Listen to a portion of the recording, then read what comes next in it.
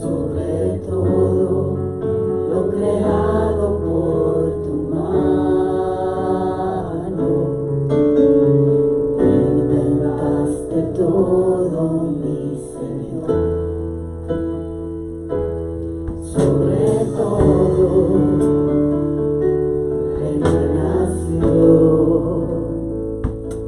y maravillas que el mundo conoció,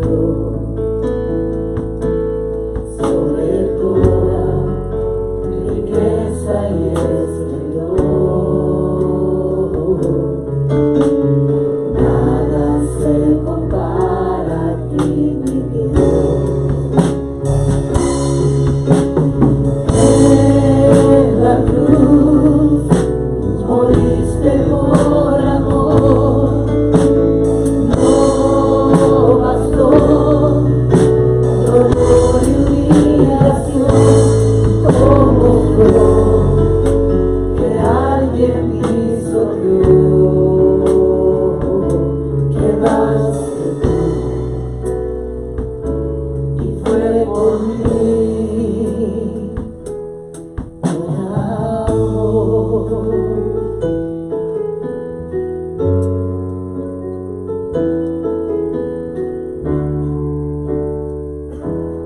Sobre todo poder y rey, sobre toda la humanidad y ley, sobre todo lo creado por tu mano. Inventaste todo, mi Señor, sobre todo reintegración y maravillas que el mundo conoció, sobre toda riqueza y esplendor. Nada se compara a ti, mi Dios.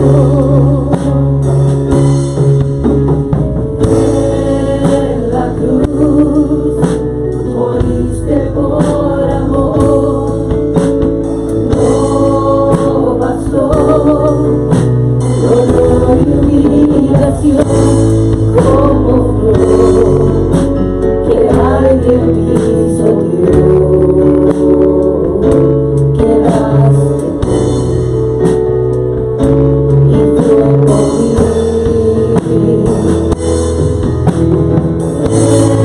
En la cruz moriste por amor, no bastó dolor y humillación, como flor que alguien pisoteó.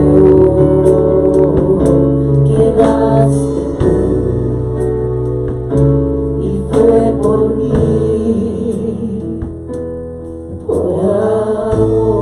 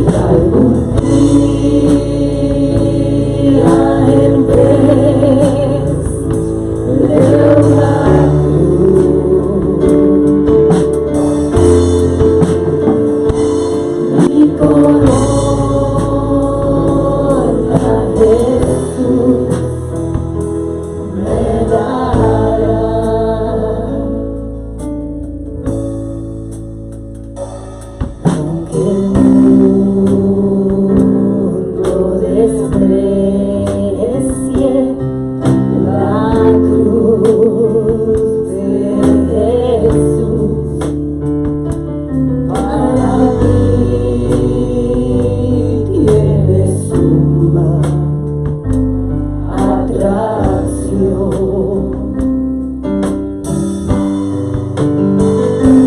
Porque en ella llegó el Cordero de Dios. De mi alma la condenación.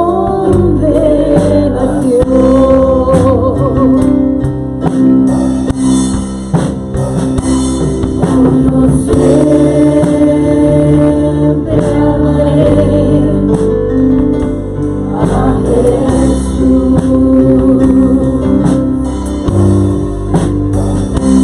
En mis triunfos mi gloria será, mi gloria será, y algún día el vez de una mi corona Jesús me dará. Hoy o siempre. Hoy yo siempre amaré a Jesús.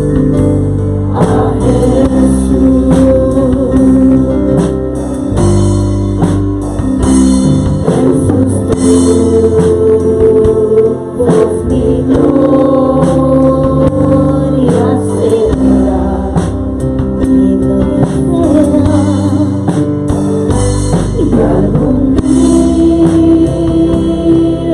en vez de una cruz, mi corona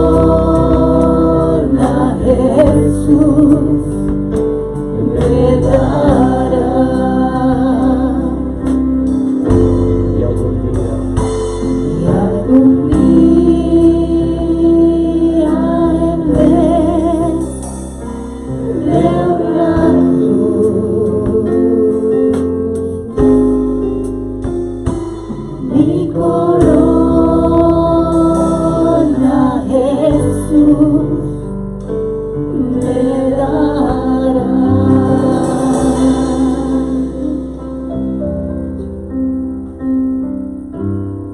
Padre Celestial, te damos gracias, Señor, porque tú te entregaste a ti mismo, Señor, por nosotros, por salvarnos, Dios mío, y por hacernos parte de tu pueblo. Te agradecemos, Señor, ese sacrificio inmenso que tú hiciste por nosotros en aquella cruz. En esta mañana, Señor, pedimos que tú puedas tocar los corazones de cada persona que está acá presente. Te pedimos perdón, Señor. Te pedimos que tú puedas, Dios mío, cubrirnos con la sangre preciosa del Cordero y que podamos, Dios mío, ser hallados fieles y justos delante de ti. Venimos a ti en el nombre de Cristo Jesús. Amén. Podemos tomar nuestros asientos, hermanos.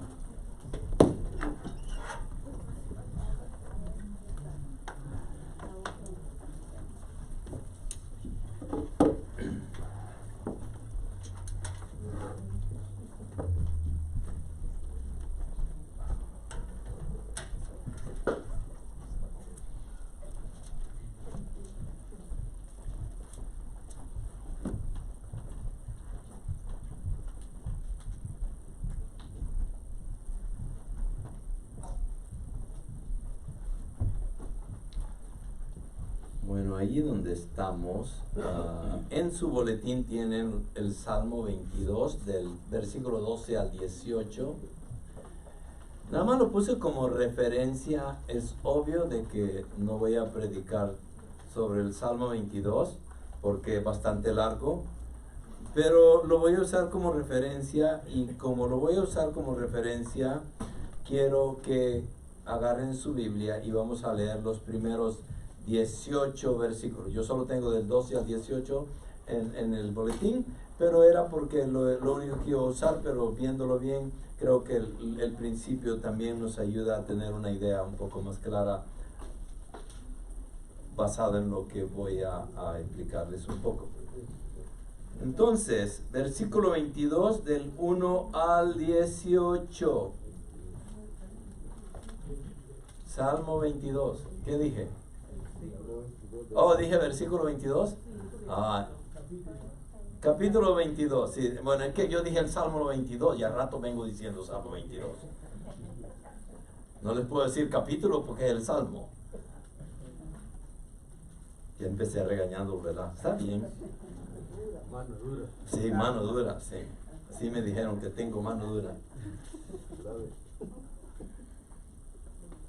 ¿Estamos listos? Amén. Vamos a leer la palabra del Señor ahí donde estamos.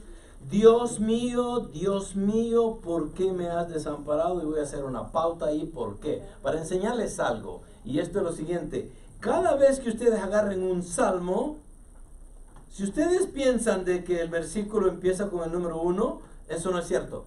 Ese no es el versículo 1 del Salmo. ¿Cuál es? ¿A dónde empieza el Salmo, el versículo 1 del Salmo 22? Empieza al músico principal sobre Ajelet Zahar, Salmo de David. Allí empieza el Salmo, como cada uno de los títulos que tienen los Salmos. Cuando las personas pusieron los versículos, no los pusieron los versículos donde deberían de estar, porque el título es parte del versículo. No lo podemos ignorar, es parte de lo que el salmista escribió. Entonces empieza allí, al músico principal, sobre Ajelet Zahar, Salmo de David. Dios mío, ¿por qué me has desamparado? ¿Por qué estás tan lejos de mi salvación y de las palabras de mi clamor? Dios mío, clamo de día y no respondes, y de noche y no hay para mí reposo. Pero tú eres santo, tú que habitas entre las alabanzas de Israel. En ti esperaron nuestros padres, esperaron y tú los libraste. Clamaron a ti y fueron librados, confiaron en ti y no fueron avergonzados. Mas yo soy gusano y no hombre, oprobio de los hombres y despreciado del pueblo. Todos los que me ven me escarnecen, estiran la boca, menean la cabeza diciendo: se encomendó a Jehová, líbrele él, sálvele, puesto que en él se complacía. Pero tú eres el que me sacó del vientre, el que me hizo estar confiado desde que estaba a los pechos de mi madre. Sobre ti fui echado desde antes de nacer. Desde el vientre de mi madre, tú eres mi Dios. No te alejes de mí, porque la angustia está cerca, porque no hay quien ayude. Me han rodeado muchos toros, fuertes toros de Basán me han cercado. Abrieron sobre mí su boca como león rapaz y rugiente. He sido derramado como aguas y todos mis huesos se descoyuntaron. Mi corazón fue como cera, derritiéndose en medio de mis entrañas, y como un tiesto se secó mi vigor, y mi lengua se pegó a mi paladar, y me has puesto en el polvo de la muerte. Porque perros me han rodeado, me han cercado cuadrilla de malignos, horodaron mis manos y mis pies. Contar puedo todos mis huesos, entre tanto ellos me miran y me observan. Repartieron entre sí mis vestidos y sobre mi ropa echaron suertes. Padre, gracias por este salmo mesiánico, profético, que en muchas formas habla acerca de tu sacrificio. Padre, ayúdanos a que podamos meditar un poco en este salmo en esta mañana. Obviamente, tratando también al mismo tiempo de cubrir esta cena que fue tu última cena. Queremos, Señor, de que nos enseñes sobre este salmo un poquito y poder meditar en él y al mismo tiempo expandernos a través de todas tus escrituras para poder explicar un poco más acerca de ese sacrificio que tú viniste a hacer por cada uno de nosotros. Gracias, Padre, por tus palabras que siempre traen aliento a nuestra vida. Son como un ungüento en nuestras almas. Sanan y promueven siempre la fidelidad hacia ti, Señor. Gracias. Y es en el nombre de Cristo Jesús que oramos. Amén. Para poder entender un poco la cena del Señor, siempre es muy importante reconocer de que la cena del Señor es para los creyentes, es para aquel que ha reconocido a Dios como su Salvador, ha reconocido a Cristo como el sustituto, ha reconocido de que es pecador y se ha arrepentido genuinamente delante de Dios, ha pedido perdón y ha puesto la fe, que es un regalo de Dios, por medio de la gracia, que también es otro regalo de Dios que Dios nos da, para confiar nuestra vida y nuestra esperanza y futuro en la persona de Jesucristo como el único sustituto por los pecados del mundo. Con eso en mente, si ustedes están acá por primera vez, ¿hay alguna persona que esté acá por primera vez? ¿Primera vez? Es el esposo de su esposa, ¿verdad? Sí, porque se me olvidó su nombre. Denme sus nombres, por favor. Mi nombre es Hilarión Ramírez. Hilarión Ramírez. Hilarión Ramírez. Mucho gusto, gracias por acompañarnos. ¿Y su nombre, hermano, nuevamente? María Ramírez. María. Me acordaba de María, pero no estaba muy seguro y quería estar seguro. Gracias por acompañarnos. Que puedan tener un tiempo precioso acá con nosotros y que dejemos que la palabra nos hable a nuestras vidas, que es lo más importante. Bueno, hablando nuevamente, pensando en que si había alguien nuevo acá para hacer esta pequeña sugerencia. Y la sugerencia en la Santa Cena es la siguiente, que no podemos venir acá y no estar seguro de nuestra salvación y querer participar de la Cena del Señor, porque si lo hacemos vamos a comer juicio sobre nuestras vidas. Entonces la sugerencia es: pongan atención, si ustedes van a participar de la Cena del Señor, tienen que estar a cuentas claras con nuestro Padre. Y para ponerse a cuentas claras con Él y estar en paz con Él y no ser más enemigos de Dios, tenemos que reconocer que lo hemos ofendido, hemos pecado y pedir perdón y poner nuestra fe en Jesucristo como Rey y Salvador de nuestra vida. Una vez que hagan eso, pueden participar de la Cena del Señor. Mientras no hagan eso, aún en el proceso de esta prédica, no pueden participar. Y es una sugerencia porque no los puedo obligar. Primero. Segundo, no puedo ver en el corazón de ustedes quiénes de ustedes son genuinamente cristianos y quiénes no. Y en un grupo tal vez tan pequeño como este, y siempre lo sigo repitiendo, parezco disco rayado de ahora, pero es una realidad. Siempre va a haber alguna o dos personas que tal vez no han entendido. Y tal vez están acá sinceramente, pero no han comprendido la severidad de su pecaminosidad. Y no ha habido un arrepentimiento genuino entre nuestro Dios. Entonces, nuevamente volviendo a los parámetros de la Cena del Señor, es que los únicos que participan son aquellos que son creyentes, hay esos que han nacido de nuevo, aquellos que dieron su vida a Cristo como único Rey y Salvador de nuestras vidas. Miembros de la iglesia no tienen que ser. Esa no es una regla.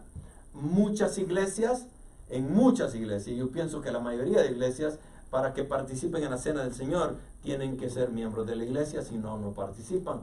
Yo nunca le voy a evitar a una persona cristiana que viniera acá por primera vez, y si él me dice que es cristiano, no le puedo evitar que participe en la Cena del Señor. Sería bien ilógico, sería antibíblico. ¿Por qué? Porque la Biblia no dice que me tengo que hacer miembro de nada para participar de la Cena del Señor primero. Y desafortunadamente hay iglesias que lo hacen regla y ley. Y acá como les digo, no hacemos eso y no debería ser así. Entonces, si son cristianos y no se consideran miembros, no se preocupen, pueden participar de la cena del Señor. Pueden hablar conmigo acerca de cómo hacerse miembros muy diferentes, pero en la cena del Señor, todos aquellos que han sido perdonados y han sido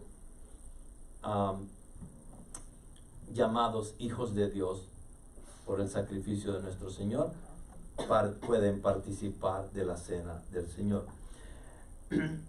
Esta cena del Señor es una experiencia que estremece el alma por el profundo significado que representa.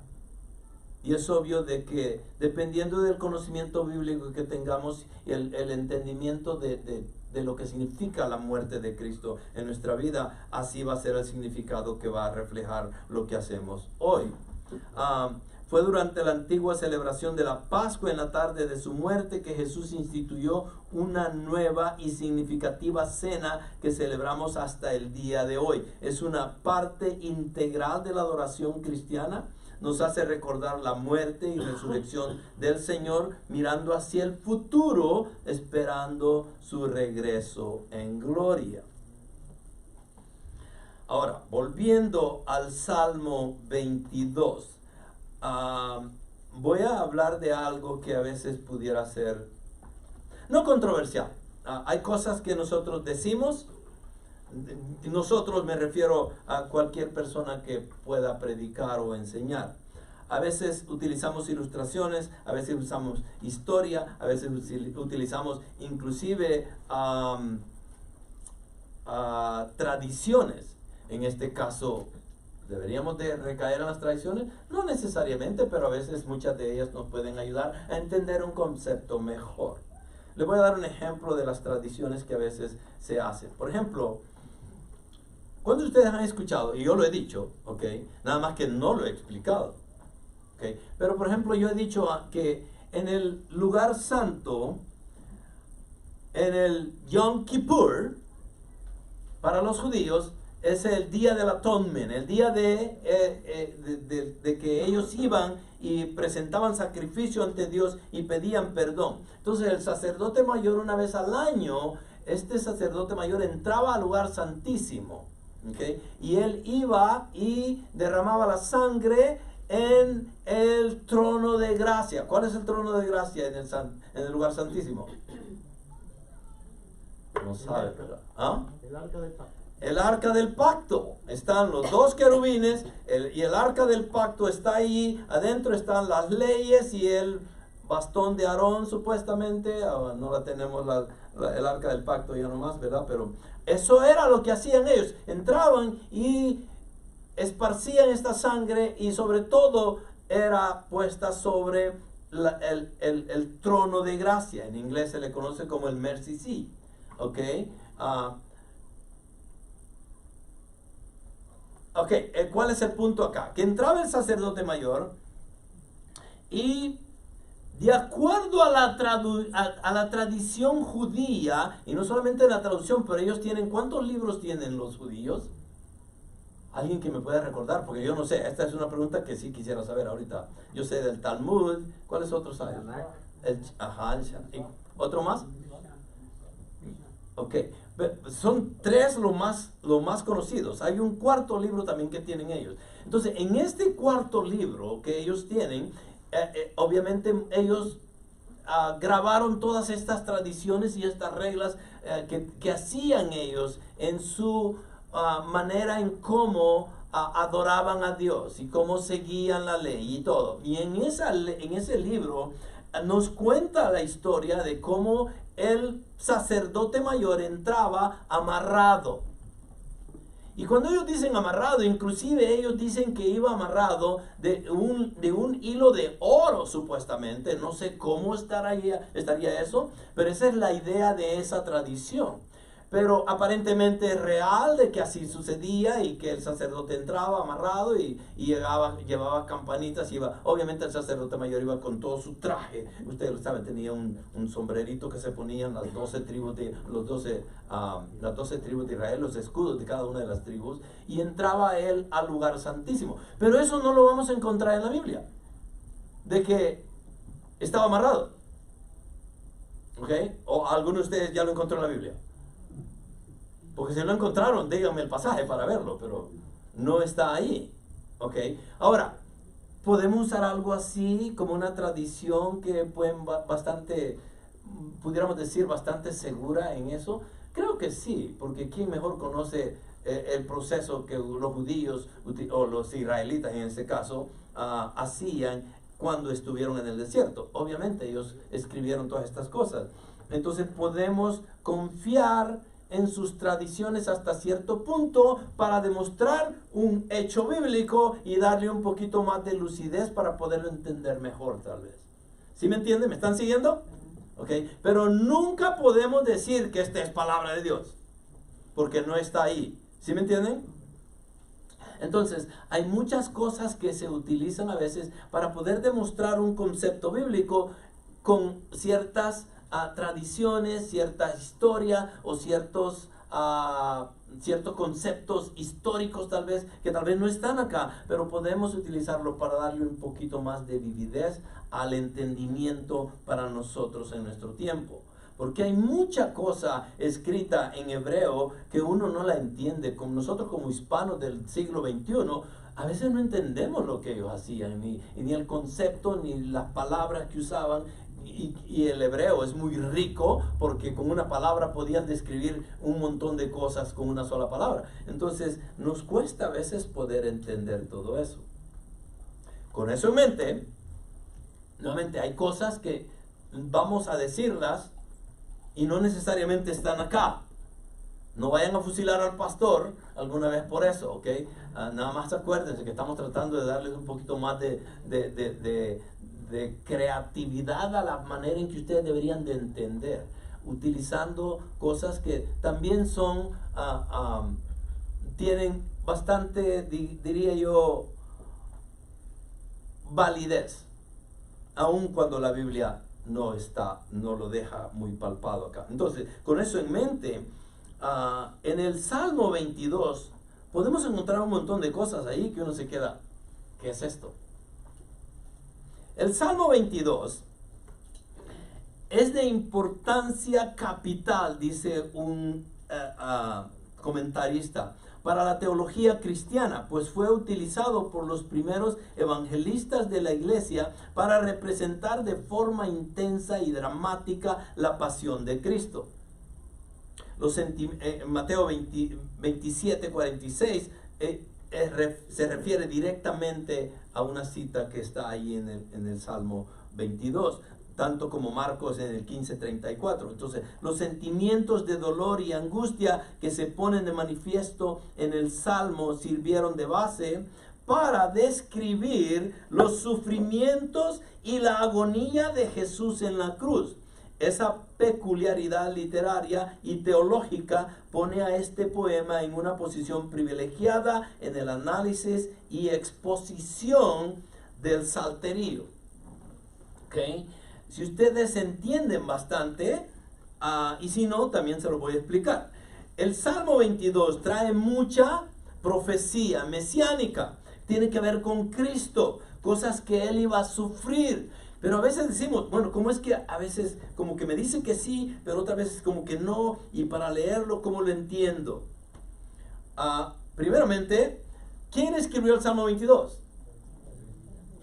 David. ¿Ok? Y David dice, Dios mío, ¿por qué me has desamparado? Ahora, el Salmo en sí no me dice de que David está pasando por una situación difícil. Y no me la describe. En pocas palabras, yo no sé por qué David está escribiendo lo que está escribiendo. Lo que sí sé es que lo dejó escrito para nosotros. Entonces, en ciertos salmos, ustedes pueden ver de que hay una historia detrás. Por ejemplo, en el Salmo 51, ¿ok? Cuando David habla y se está derramando su corazón ante Dios, pidiéndole perdón por su pecado. Pero entendemos que, ahora David está pidiendo pecado por lo que hizo. Perdón. Gracias. Está pidiendo perdón por el pecado que cometió. Entonces podemos ver de que, este va con ese. Pero hay otros salmos que uno lo lee y dice, ¿y aquí qué está pasando? Como en el 22, porque podemos decir, bueno, Dios mío, ¿por qué me has desamparado? Este es David, y decimos, ¿qué le pasó a David? ¿Por qué lo desamparó el Señor? ¿Por qué estás tan lejos de mi salvación y de las palabras de mi clamor? Y a veces no sabemos si David está hablando de él o en realidad está dando una profecía futura, en este caso sobre el Mesías, que iba a ser su descendencia. ¿Sí me entienden? Entonces tenemos que entender eso para poder, a veces no podemos decir, todo el salmo es mesiánico. Está muy difícil tratar de explicarlo, de que todo el salmo es mesiánico. Tenemos que en realidad entender a veces lo que está pasando. Con eso en mente, para desglosar el Salmo 22, les dejo esto acá. La estructura literaria del Salmo es completamente debido a los temas expuestos, el uso litúrgico del poema y su historia de redacción. En los versículos del 1 al 21 encontramos el lamento individual. Todo eso cubre un lamento individual. ¿Qué significa un lamento individual? Una persona. Una persona se está lamentando por algo que le está pasando a su vida. Del 1 al 10 en particular, esta persona es olvidado por Dios y por la humanidad. El versículo 11 en particular es una petición de ayuda. Está pidiendo ayuda el salmista. Del 12 al 18 está rodeado de problemas, que es lo que ya leímos. Los perros, dice, hasta habla de estos animales, y wow, ¿y qué es eso? Entonces, la oración de liberación del 19 al 21, acciones de gracia de la persona que sufre del 22 al 26, y acciones de gracia de la congregación de los 27 al 31. Y esa es la estructura de este Salmo 22. Es obvio de que no va a tener tiempo para nada, como para decirle vamos a entrar en el Salmo 22 y lo vamos a estudiar. No voy a hacer eso. No lo puedo hacer porque no tengo el tiempo. Pero les quería dar un pequeño resumen de esto. Entonces, el Salmo 22 surge de una experiencia de sufrimiento muy intenso. El que sufre se siente muy solo, abandonado, pero sigue confiando en Dios. Podría ser de una experiencia de David, pero no podemos limitar el Salmo a su contexto original. Seguramente mira hacia adelante al Mesías sufriente. Y eso es una realidad. Entonces vemos de que está escrito en tal forma en la que tenemos que agarrar lo que le pertenece a Cristo y lo que le pertenece a David. Puede ser que todo el Salmo le pertenezca a David personalmente o individualmente de lo que está hablando. No necesariamente. Pero es a veces bien difícil ver la división entre una y la otra. El salmista, que expresa su dolor, queja ante Dios por su condición de soledad, enfermedad y angustia, revela también su gratitud al sentir que su plegaria ha sido contestada. El Salmo 22, David clama a Dios pidiendo que lo salve de ser destruido por sus enemigos. Hallamos todos los elementos comunes de los salmos de clamor. Por ejemplo, en el capítulo 4 dice acá, pero eso es incorrecto. Llamado introductorio a Dios, sería el Salmo 4. En los versículos 1 y 2, angustia del salmista, confesión de Dios, confesión de confianza en Dios, angustia, confianza en Dios, petición, angustia, petición, voto de alabanza, razón por el voto, una vez más, voto de alabanza. El Salmo concluye con una predicción de cómo Jehová será glorificado cuando libere al autor de su angustia. Entonces todo esto se ve allí, como ya se lo resumí un poco yo a ustedes. Pero tal vez el punto más clave que quería hablarles, y esto es algo que aprendí y lo leí y dije, esto está raro. Obviamente la Biblia no me habla de eso directamente, pero si ustedes van al versículo 6 en el Salmo 22, ¿qué dice ahí? Mas yo soy gusano y no hombre, oprobio de los hombres y despreciado del pueblo. ¿Okay? Obviamente está hablando de Cristo. Ahora la pregunta sería, ok, ¿qué significa eso? ¿Qué significa ser un gusano? En el libro de Job encontramos la palabra gusano otra vez. Pero como que nos queda duda y vi esta enseñanza, obviamente que tiene que ver con la tradición judía, por eso les di lo que les dije al principio, y que tiene que ver con este gusano en particular, que se le llama carmesí. Y bueno, no, ese no es el nombre oficial, ya les voy a decir un poco acerca de eso. Este gusano, déjenme ver a dónde empiezo. Sí, se le dice gusano carmesí, pero el nombre es Kermes biblicus. Kermes biblicus. Es un pequeño insecto. Antes de continuar, el punto acá es de que a veces cada cosa que vemos en la Biblia tiene un significado. Pero si no entendemos los significados, si no entendemos la historia, si no entendemos el lenguaje, a veces tal vez nos quedamos con que, ok, el gusano. ¿Qué es un gusano? No vale nada, yo me paro en él, lo mato y ya estuvo. Entonces podemos tener ese concepto como que muy a la ligera, pero hay mucha enseñanza detrás de esto. Y miren lo que sigue. Entonces, Jesús en la cruz, ¿qué hizo? Fue la propiciación de nosotros.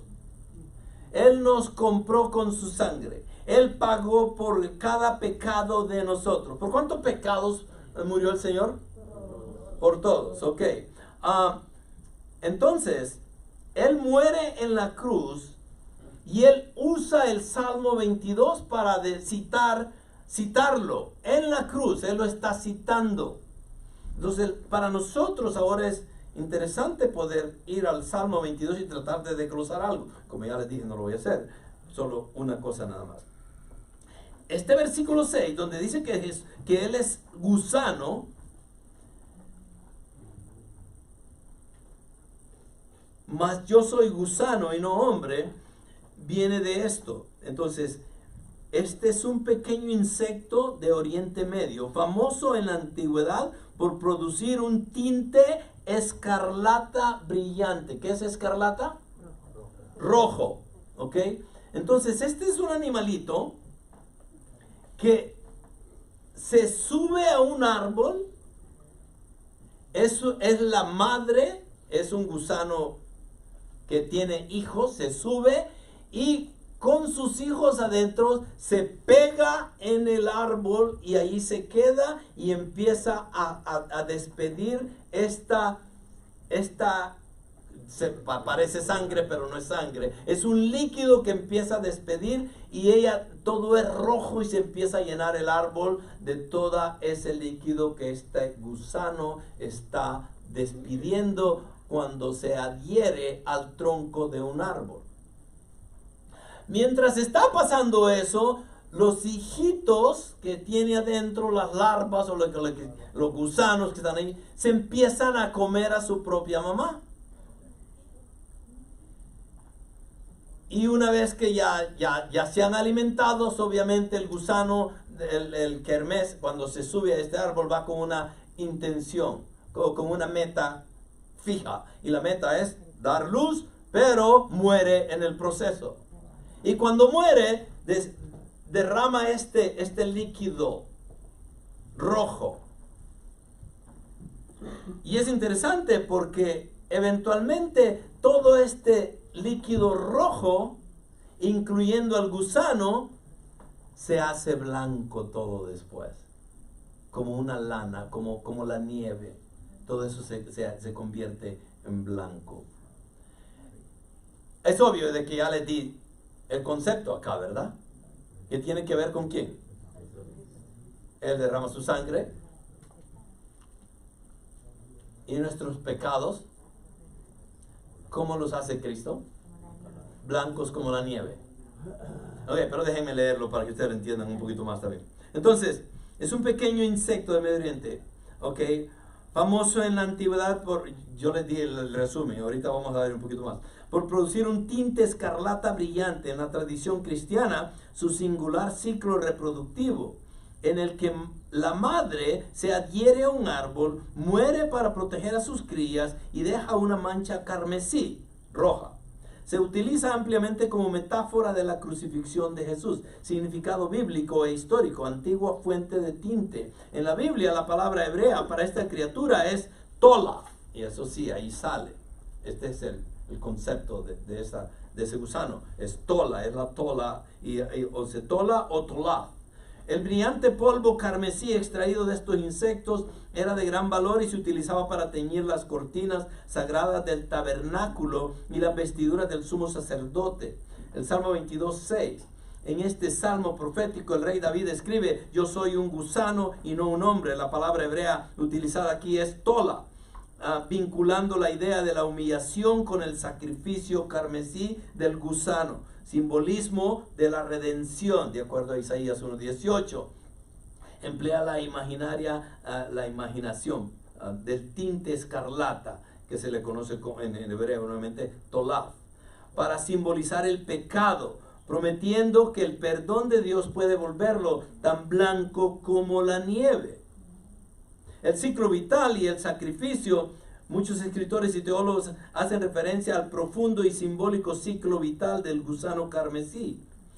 Cuando la madre del gusano carmesí está lista para reproducirse, trepa a un árbol o a un poste de madera y se fija de manera permanente a la madera, porque eso le da protección y sustento, porque está también alimentándose. Él pone sus huevos bajo su caparazón protector. Según la tradición, su cuerpo proporciona refugio y alimento al iniciar a su descendencia. La mancha carmesí, cuando las crías eclosionan y están listas para partir, la madre muere. Al fallecer, su cuerpo libera un fluido de un intenso color carmesí que tiñe tanto la madera como a sus crías. Transformación a blanco, después pasa eso. Varios días después de su muerte, se dice que el cuerpo carmesí de la madre se desvanece, transformándose en una cera de un blanco brillante, en una sustancia nívea que finalmente cae al suelo, de acuerdo a esa historia. Entonces, para que puedan tener una idea más clara, este es ese gusano. Y eso es lo que hace. Es una cosa bien extraña para nosotros, pero interesante en cómo Dios a veces nos ha dejado tantos ejemplos simbólicos también acá, que en la mayoría de los casos no los entendemos y no los conocemos. Pero habla muy claramente, es la palabra en hebreo que se le conoce como tola, que es un gusano devorador. ¿Por qué se le pone devorador? Porque los hijos se comen a su madre. ¿Okay? Y de acuerdo a la tradición judía, el ser gusano, dicen que se refiere a la cruz, donde Él iba a sangrar, nuestro Señor Jesús.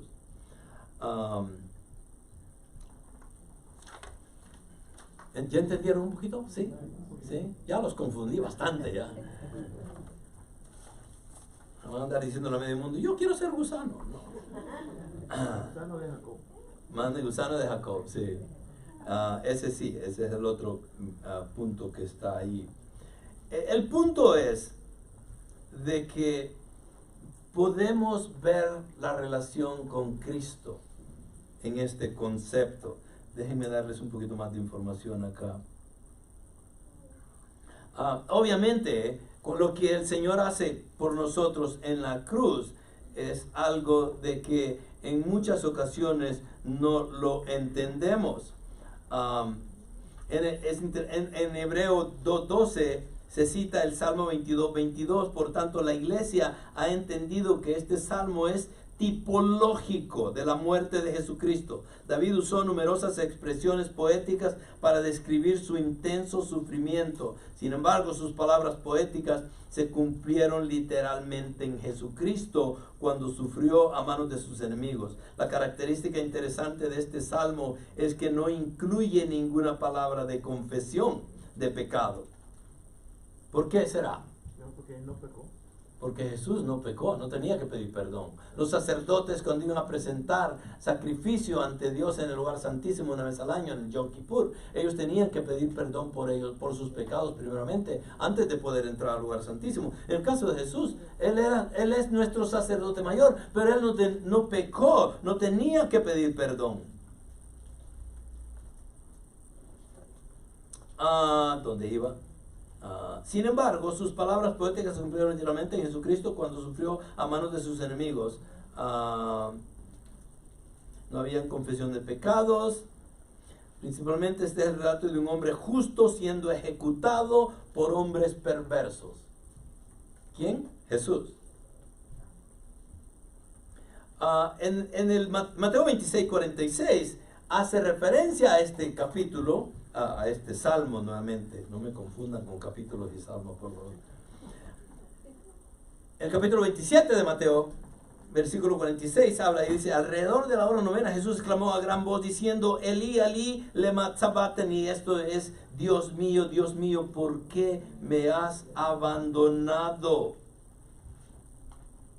Obviamente está haciendo énfasis en lo que ya había sido escrito por medio de David, en cómo él lo expresaba en este salmo, el abandono de Cristo, que Dios por un momento dado no está en comunión con su Hijo, digamos, porque toda su ira está cayendo sobre él.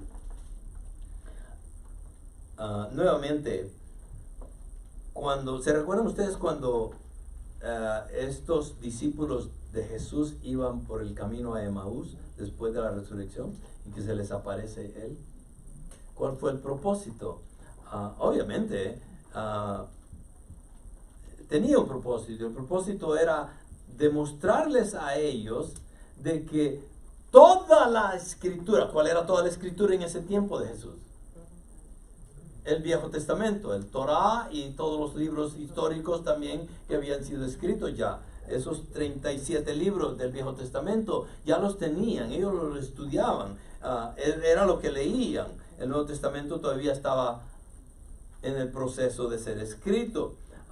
Entonces Dios les da un ejemplo a estos discípulos y les dice en el versículo 27 del capítulo 24 de Lucas: y comenzando por Moisés y continuando con todos los profetas, les explicó lo referente a él en todas las escrituras. Entonces eso tiene que ver con lo que les estoy explicando acá en el Salmo.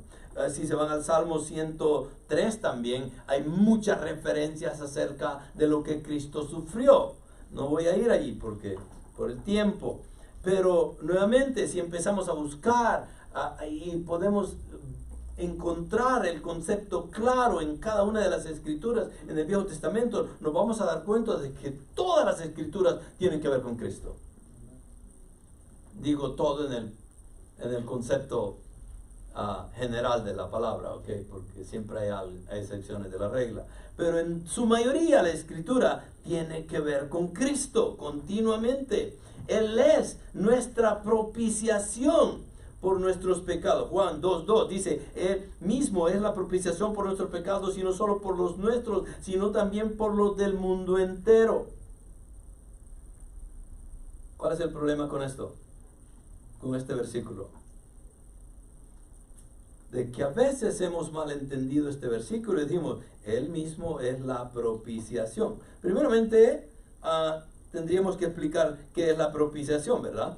¿Qué es la propiciación? La propiciación es el acto de aplacar la ira de Dios, mientras que la expiación es el acto de reparar el daño por el pecado y quitarlo del pecador. ¿Ok? Entonces, tenemos la propiciación y la expiación. La expiación es sería la palabra justificación. La justificación de Cristo es puesta sobre mí y yo ya no soy culpable de nada. Esa es la expiación, el acto de reparar el daño por el pecado y quitarlo del pecador. Dios me quita mi pecado, pero no porque yo merezca, sino porque Él utiliza a Jesucristo para que Él pague por mis pecados y yo pueda quedar justificado. La propiciación es el acto de aplacar la ira de Dios. ¿Quién aplacó la ira de Dios? Cristo. ¿Por cuánto tiempo? Según la palabra, 3 horas. Y la propiciación a veces no entendemos. Imagínense ustedes de que el ser humano, no hay ningún ser humano capaz de poder recibir la ira de Dios.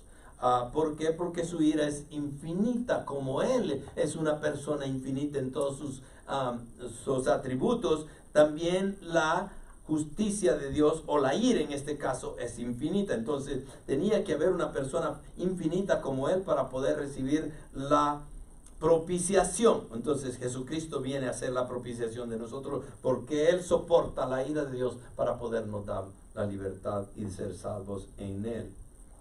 Ahora, entonces, Él mismo es la propiciación por nuestros pecados, y no solo por los nuestros, sino también por los del mundo entero. El problema acá que les dije era lo siguiente, de que pensamos de que, ok, Cristo tomó la ira de Dios. Y como aquí dice que es la propiciación por nuestros pecados, y no solo por los nuestros, sino también por los que, ¿qué? Los del mundo entero. Ahora, el concepto mundo entero es literal. Hipérbole. Es una forma de exagerar, básicamente, lo que acaba de decir el hermano. ¿Okay?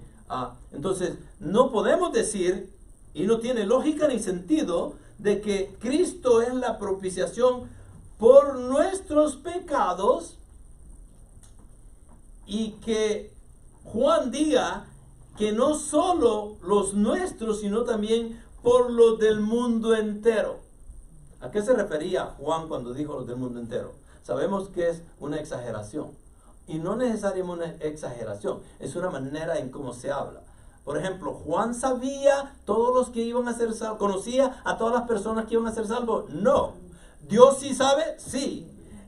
Entonces Juan, no teniendo un concepto si iban a ser 3 millones, 5 millones, 100 millones de personas que iban a ser salvos, él usa una manera general de hablar y dice, él mismo es la propiciación por nuestros pecados, y no solo por nosotros, sino también por los del mundo entero. Significa que todo el mundo, No, que en todo el mundo va a haber gente salva.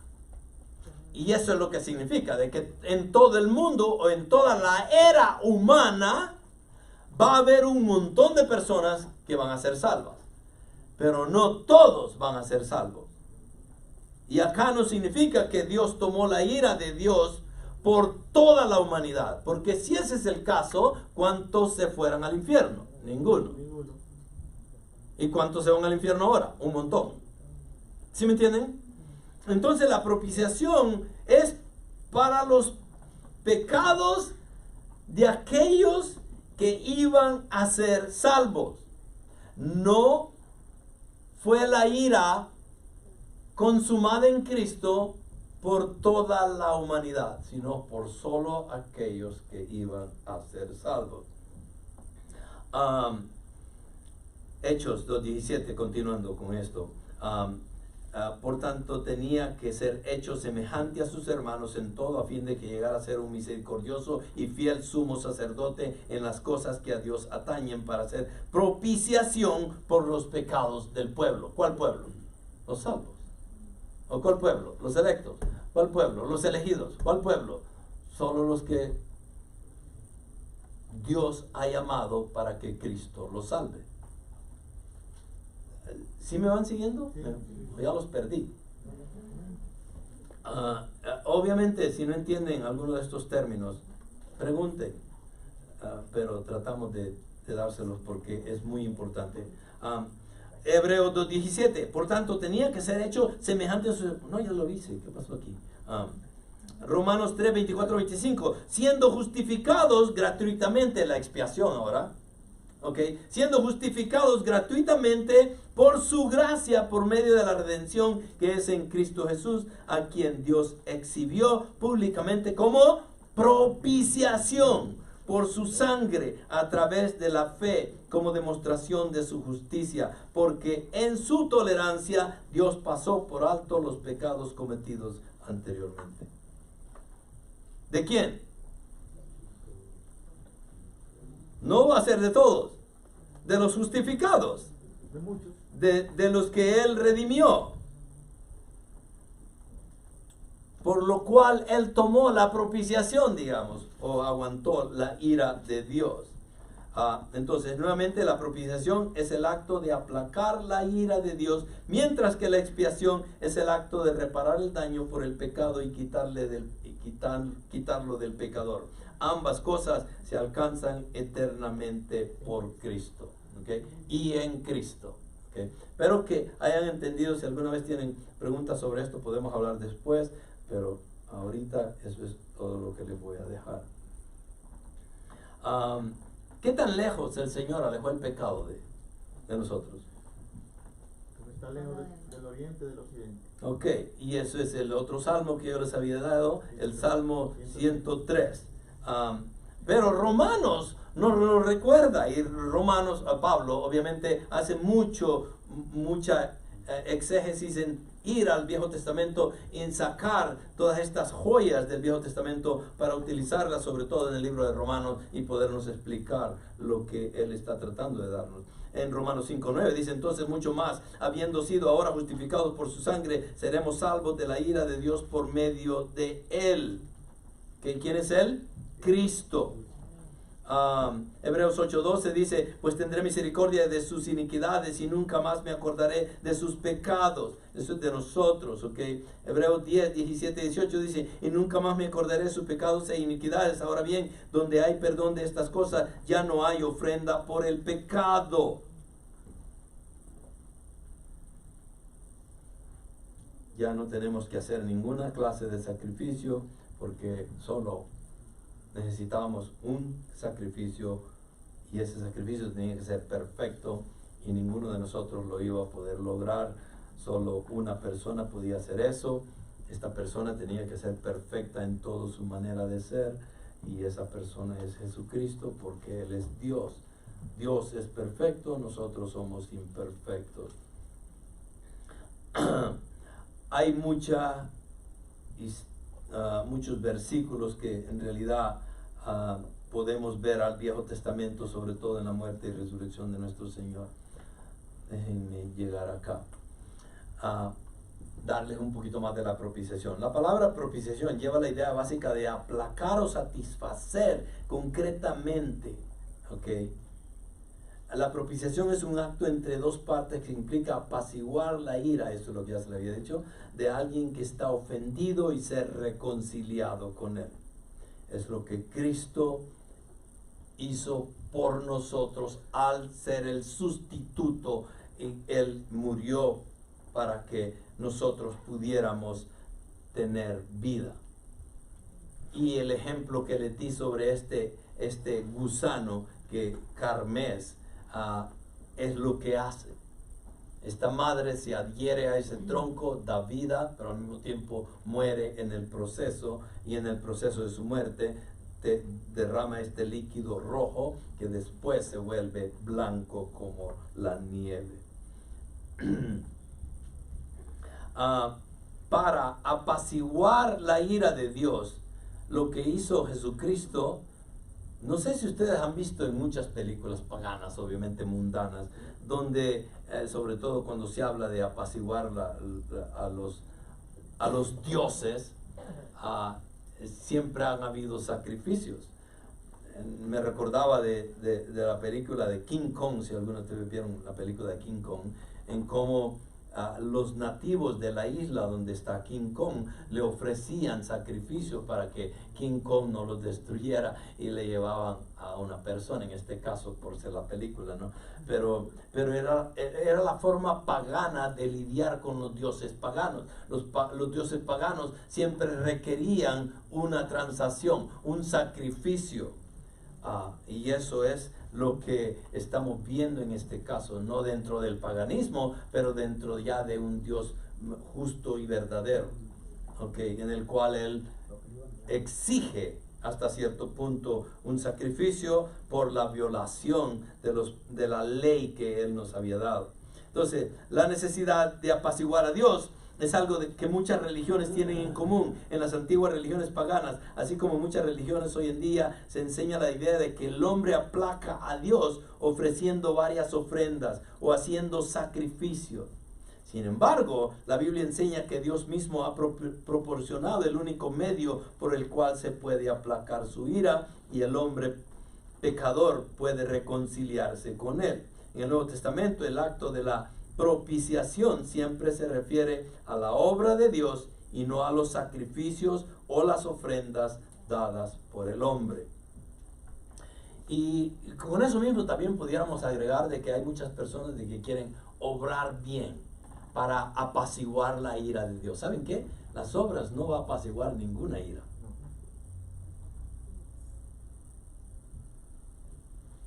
Pero nosotros como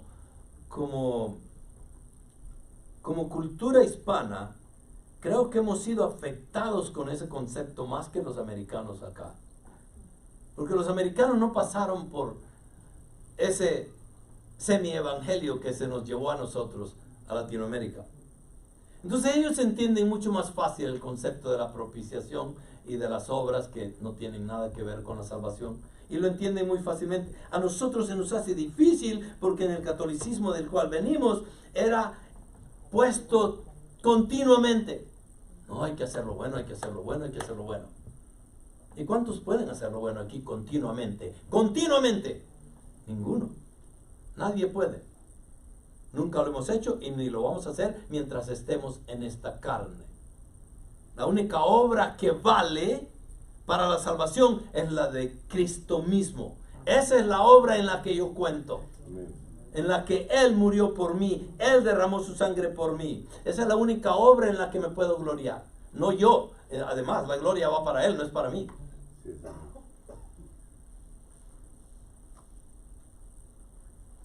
¿Por qué? Porque la razón de esto es que el hombre es totalmente incapaz de satisfacer la justicia de Dios, excepto que pasa la eternidad en el infierno.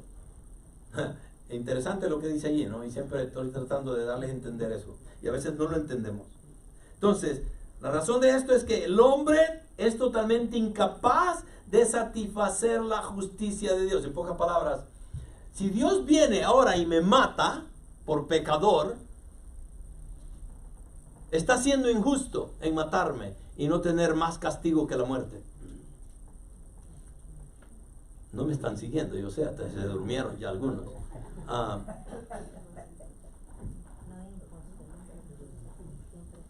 Pero lo que acabo de decir es cierto, ¿ok? El hombre es totalmente incapaz de satisfacer la justicia de Dios. Entonces, en pocas palabras, para que Dios lleve a cabo su total justicia sobre mi persona, no es suficiente matarme. Tengo que ir a un infierno eterno. Porque su ira es infinita. Su justicia es infinita. Por eso es que inclusive el incrédulo, ¿qué va a pasar? Va a resucitar de nuevo y se le va a dar un cuerpo inmortal. ¿Para qué? Para que continúe recibiendo la ira de Dios. ¿Por cuánto tiempo? Eternamente. ¿Por qué? Porque eso es justo para Dios. Nosotros como humanos lo vemos eso y decimos, no, eternamente, Señor, castígalo y ya estuvo. Y desaparécelo si quieres, pero para Dios eso no es justicia. ¿Sí me entienden? Para lo que para el hombre es justicia, para Él no es. Y Él es perfecto, entonces yo estoy equivocado, Él no. Entonces, la razón de esto es que el hombre es totalmente incapaz de satisfacer la justicia de Dios, excepto que pase la eternidad en el infierno. No hay ningún servicio, sacrificio o regalo que el hombre pueda ofrecer para apaciguar la santa ira de Dios o satisfacer su perfecta justicia. La única satisfacción o propiciación que puede ser aceptada, ¿cuál es? La que puede reconciliar al hombre con él. ¿Quién es? La única es la persona de Cristo. Tiene que ser hecha por Dios mismo. Por eso es que la salvación, ¿de quién es? De Dios. ¿Por qué? Porque Él mismo es la propiciación. No sé si lo habían visto de esta manera.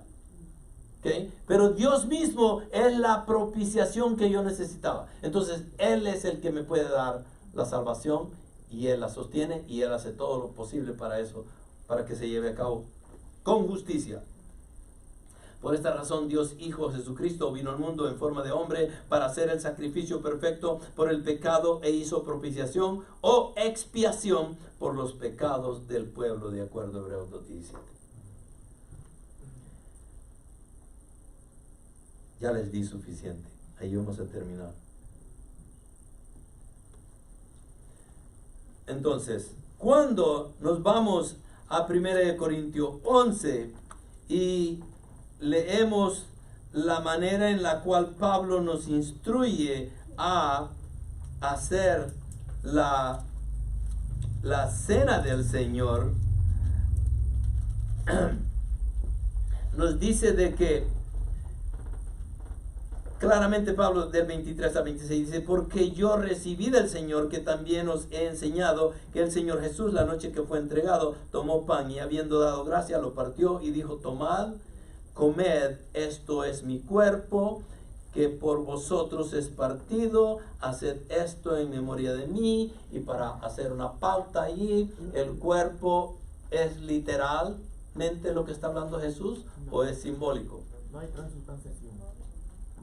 Yes, exactamente. Entonces es simbólico, es obvio.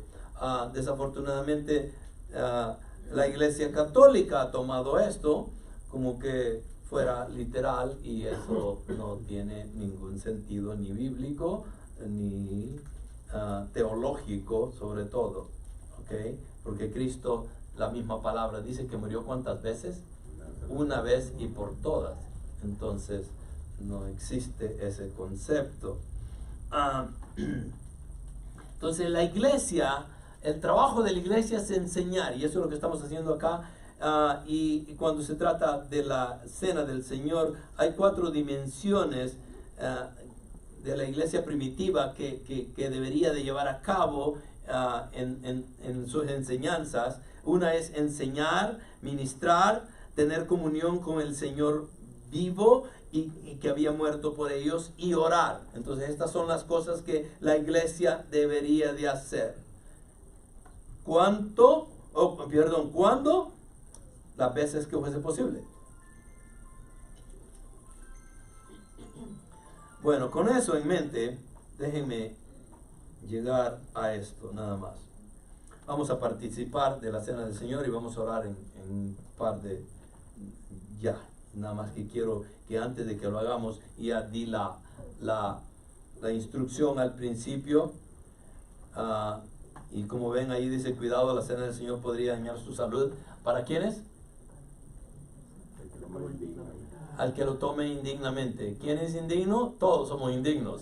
A nadie es digno acá, solo hay uno digno y ese es Cristo. Pero podemos ser dignos en el sentido de que si estamos a cuentas claras con Dios, Él nos da esa capacidad de poder participar de la cena del Señor. ¿Cómo deberían de participar? Indignamente. Cuando participamos indignamente, esto trae enfermedad y muerte a nosotros. En los versículos 27 en adelante del capítulo 11 nos dice esto: de manera que el que coma el pan o beba la copa del Señor indignamente será culpado del cuerpo y de la sangre del Señor. Porque el que come y bebe y sin discernir correctamente el cuerpo del Señor, come y bebe juicio para sí. Por esta razón hay muchos débiles y enfermos entre vosotros, y muchos duermen. Entonces, esa es la preparación correcta para poder venir acá y que lo hagamos dignamente. ¿Cómo podemos indignamente participar? ¿Cómo podemos indignamente participar de la cena del Señor? Este es el lado negativo, ignorándolo en lugar de obedecerlo, participar sin entenderla, y eso es lo que les dije al principio, participar para ser salvo. La cena del Señor no salva a nadie, ¿ok? Participar con amargura en el corazón y participar sin amor a los hermanos y a la iglesia. Esa es la forma indigna de participar de la cena del Señor. Si ustedes caen en alguna de esas categorías, arréglenlo ahorita mismo. Y no traigan condenación a su vida. Esto nos lleva a que podemos recapacitar en las consecuencias que pudiera tener haber fallado una de esas. Tenemos que arreglar nuestra vida. Y nosotros no podemos, Dios es el que puede. Evita que tengamos debilidades espirituales, evita el juicio de Dios sobre nosotros y nos hace comer y beber con limpia conciencia. Es lo que estamos buscando. Okay. Romanos 10, 9 a 10 dice lo siguiente, y ya se conocen este versículo de memoria, que si confieses con tu boca que a Jesús por Señor y crees en tu corazón que Dios le resucitó de entre los muertos, serás salvo, porque con el corazón se cree para justicia y con la boca se confiesa para salvación. Entonces, con eso en mente, vamos a orar ahorita y cada uno de ustedes hágalo allí donde está. Les voy a dar un pequeño tiempo de silencio para que estén orando y después yo voy a cerrar en oración. El motivo es prepararnos para esta cena del Señor. El versículo 18 de la misma el libro de Corintios dice, pues en primer lugar, cuando os reunís como iglesia, oigo que hay entre vosotros divisiones, y en parte lo creo, porque es preciso que entre vosotros haya disensiones para que se hagan manifiestos entre vosotros los que son aprobados. ¿Cuánto pues os reunís vosotros? Esto no es comer la cena del Señor, porque al comer cada uno se adelanta a tomar su propia cena, y uno tiene hambre y otro embriaga. Pues ¿qué?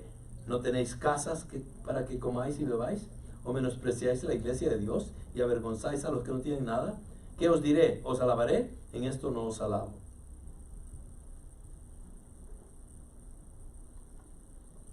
Entonces el versículo 27 dice, de manera que cualquiera que comiere este pan o bebiere esta copa del Señor indignamente será culpado del cuerpo y de la sangre del Señor. Por tanto, pruébese cada uno a sí mismo y coma así del pan y beba de la copa.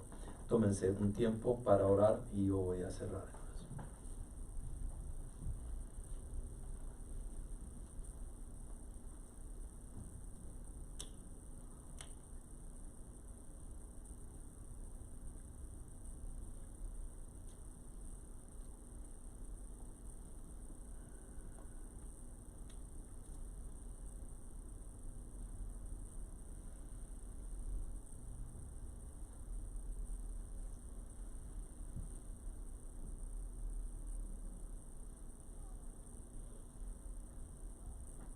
Padre, venimos ante ti, Señor, reconociendo nuestras debilidades, nuestras iniquidades, reconociendo de que somos pecadores, que te hemos ofendido.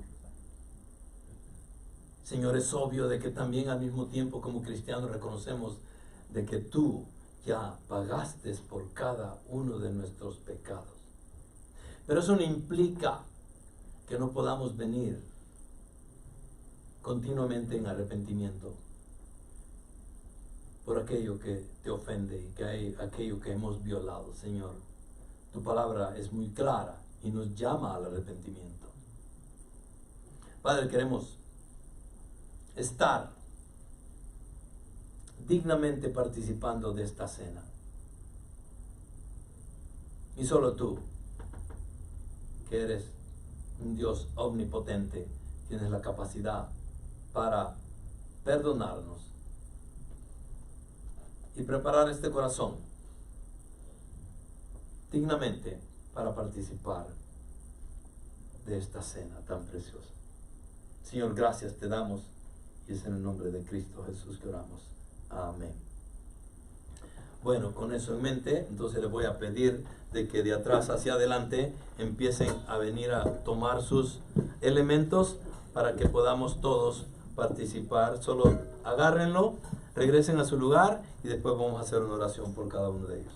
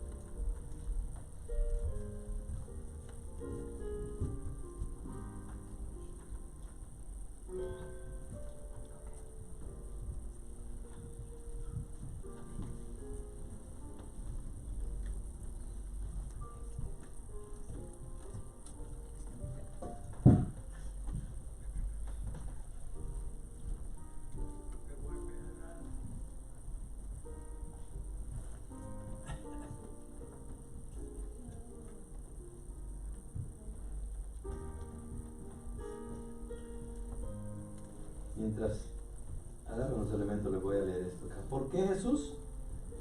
¿Por qué ese nombre? ¿Por qué esa vida? ¿Por qué Él y no otro? Algunas de estas respuestas alguien las resumió así. Nació en una pequeña villa, hijo de una campesina, creció en otro poblado donde trabajó como carpintero hasta que cumplió 30 años. Los siguientes 3 años se dedicó a predicar incansablemente. Nunca escribió un libro, nunca dirigió una oficina, nunca asistió a la universidad, nunca visitó una gran ciudad, nunca viajó más de 200 millas de su lugar de nacimiento, no realizó ninguna de las cosas que normalmente asociamos con grandeza, no tenía credenciales, salvo a sí mismo, tenía solamente 33 años cuando la opinión pública se volvió en su contra, sus amigos huyeron, fue entregado a sus enemigos y fue llevado a juicio, fue crucificado en una cruz y entre 2 ladrones. Mientras moría, sus ejecutores apostaban por sus ropas, que era la única posesión que tenía en la tierra. Cuando murió, fue sepultado en una tumba prestada gracias a la compasión de un amigo. 3 días después resucitó de entre los muertos, como lo había profetizado, y se le apareció a las mujeres primero, después a los discípulos y a 500 testigos. 20 siglos han pasado y hoy Él es una figura central de la raza humana y el líder del progreso de la humanidad.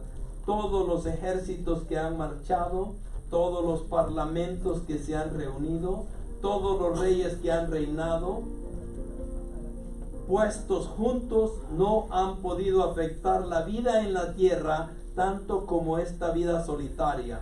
Solo esa vida solitaria ha podido dividir la historia en antes y después. Ese es Cristo. El que después de su muerte dijo en Juan 11, 25, 26, yo soy la resurrección y la vida, el que cree en mí, aunque muera, vivirá. Y todo el que vive y cree en mí, no morirá jamás. Y la pregunta para ustedes es, ¿crees esto? Es obvio, ¿verdad? Están tomando la cena, así que...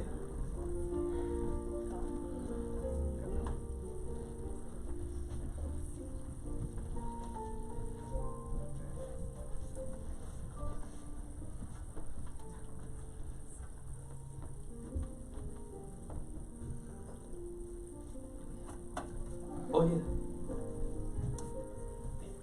Oh, somebody better miss.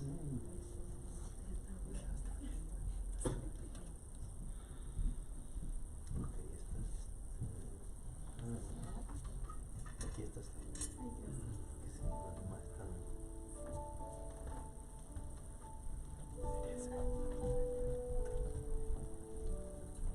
¿Estamos todos? Sí, ¿verdad?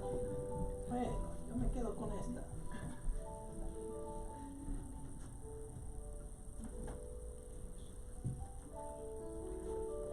estaba orando de seguro. Perdón. ¿Sí me escuchan? Sí, ¿verdad? Bueno. Pablo nuevamente, en el versículo 23 en adelante, porque yo he recibido del Señor lo que también os he enseñado, que el Señor Jesús, la noche que fue entregado, tomó pan y habiendo dado gracia, lo partió y dijo: tomad, comed, esto es mi cuerpo, que por vosotros es partido, haced esto en memoria de mí.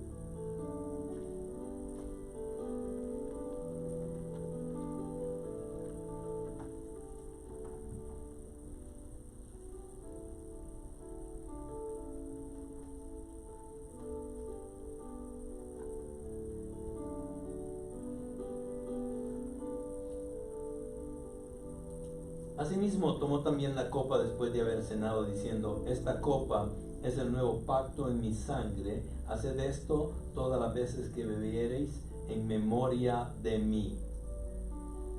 Vamos a tomar.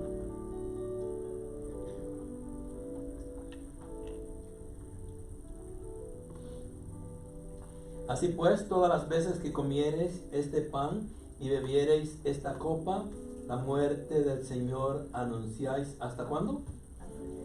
Hasta que Él venga. Esperamos esa segunda venida, y creo que la cena del Señor es una manera en cómo estar no solamente pensando en esa muerte que Él tomó por cada uno de nosotros, pero al mismo tiempo en que su segunda venida es eminente y puede ser hoy mismo. Y estamos orando por eso. Bueno, con eso en mente vamos a darle gracias al Señor por todo lo que nos ha dado en esta mañana. Ahí donde estamos, tenemos nuestro rostro. Padre nuestro, gracias por tu bondad en la vida de cada uno de nosotros, en la vida de tu pueblo. Porque esta cena del Señor no solo se está llevando a cabo acá, pero pudiera estarse conmemorando en muchas iglesias a nivel del mundo. Señor, te agradecemos que nos has hecho partícipes de esta celebración, la cual nos hace recordar, Señor, el sacrificio de tu Hijo. Padre, gracias, porque sin ese sacrificio continuaríamos en nuestros delitos y pecados. Y lo único que nos esperaría es tu ira, Señor. Gracias a ese Cordero Divino, a ese Cordero que quita el pecado del mundo, que es santo y perfecto. Gracias, porque era la única forma de que nosotros pudiéramos tener la libertad y el privilegio de ser llamados hijos de Dios. Señor, en esta mañana te queremos dar el honor y la gloria a ti, porque eres tú quien merece eso y más. Queremos exaltar tu nombre, queremos honrarte, Señor. Gracias te damos, y es en el nombre de Cristo Jesús que oramos. Amén.